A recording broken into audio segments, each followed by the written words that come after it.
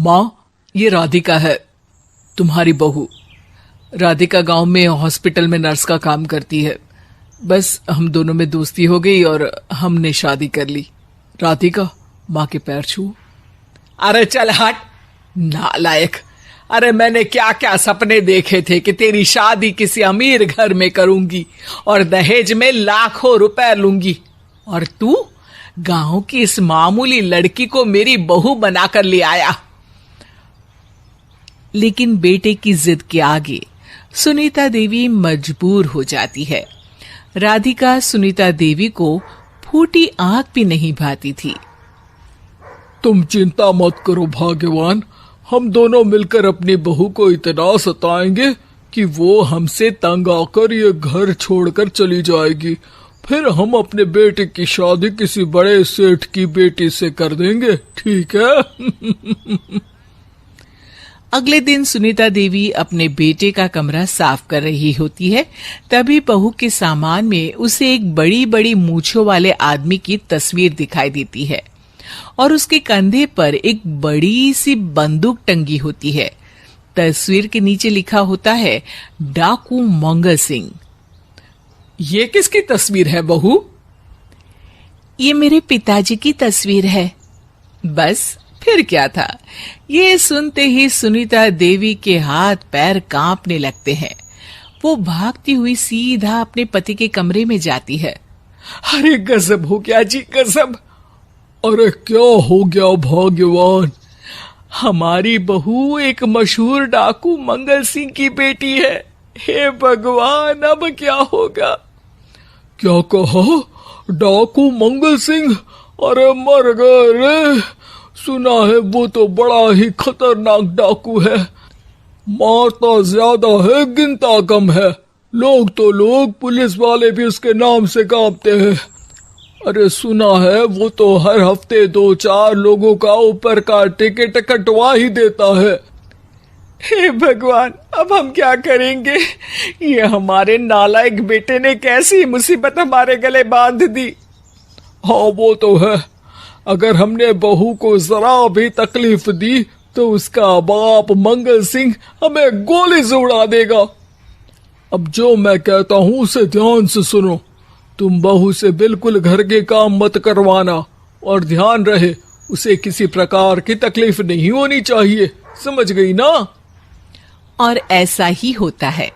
अगले दिन सुनीता देवी रसोई में खाना बना रही होती है कि तभी, ये क्या माँ जी, मेरे रहते आप खाना बना रही हैं? चलिए हटिए, मैं खाना बना देती हूँ। अरे नहीं नहीं बहू, तू यहाँ क्यों आ गई? जा तू अपने कमरे में जाकर आराम कर, मैं खाना बना लूंगी। सुनीता देवी जिद करके राधिका को भेज देती है।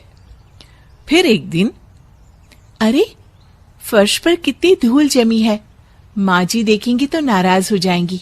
मैं अभी यहाँ पोछा लगा देती हूँ। राधिका जैसे ही पोछा लगाने लगती है कि तभी उसके ससुर की नजर उस पर पड़ती है। बंसीलाल भागता हुआ वहां आता है। अरे नहीं नहीं बहू, तुम ये क्या गजब कर रही हो? बहू तो बेटी समान होती है और हम ना अपनी बेटियों से काम नहीं करवाते। तुम आराम से बैठकर YouTube पर किड लॉजिक चैनल की सास बहू की कहानियां देखो। वो लोग ना बहुत अच्छी अच्छी कहानियां बनाते हैं। सच? आप देखते हैं? अरे मैं तो रोज देखता हूँ। शहर की बहू तो मेरी फेवरेट कहानी है। हाँ, ये कहकर बंसीलाल पोछा लगाने लगता है। इस तरह राधिका के सास ससुर सारा दिन उसकी खुशामद में लगे रहते हैं और उसे किसी महारानी की तरह रखते थे। कैसा लगा बहू? पिज्जा टेस्टी तो है ना? अच्छा, मीठे में क्या खाओगी बोलो तो? माँ जी, मुझे तो काजू कतली बहुत पसंद है और उसके बाद 1 गिलास लस्सी मिल जाए तो मजा आ जाएगा। ये सुनते ही सुनीता देवी अपने पति को कोहनी मारते हुए कहती है, अरे सुना नहीं बहू क्या मांग रही है?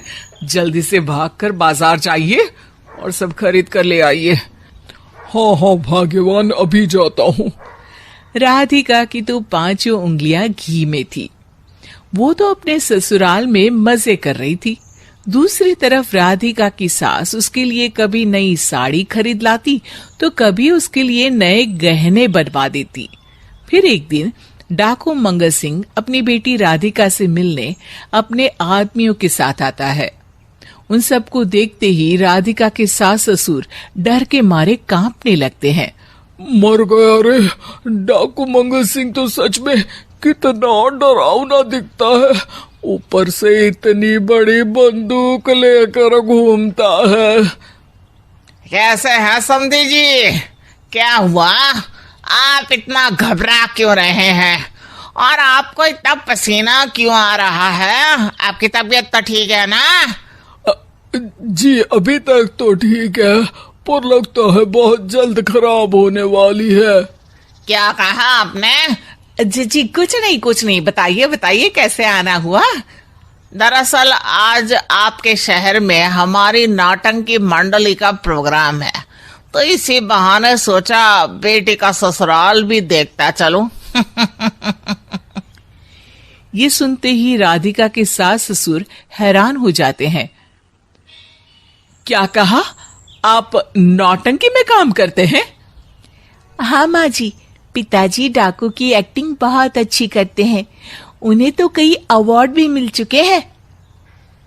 और ये बंदूक, ये तो असली लगती है। तभी राधिका के पिताजी अपनी नकली मूंछ निकालते हुए कहते हैं, इस मूंछ की तरह यह बंदूक भी नकली है।